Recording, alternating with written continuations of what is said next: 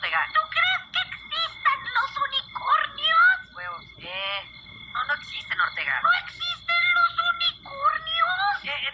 Tranquilo, güey. No, sí existen, me equivoqué. Ya duérmete, güey. Yo a mi unicornio le voy a poner Gianni, como tú.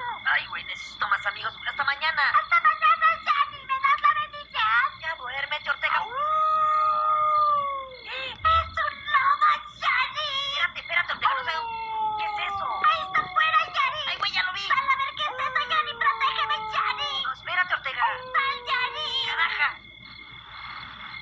¿Qué haces, Pelusín? ¿Qué haces tú? Me asustaste, estoy haciendo popó. ¿Para qué gritas así? Porque así le tienes que hacer en el bosque, Johnny, así asustas a los osos. ¿De qué hablas, Pelusín? ¿Y por qué lado de mi tienda de campaña? Perdón, Johnny, es que no había otro lugar. Allá hay un baño portátil, Pelusín. Ah, eso es lo que era. Pensé que era una de esas casetitas de teléfono donde se cambia Batman. Superman. Bueno, ese. Bueno, Pelusín, ya súbete los pantalones.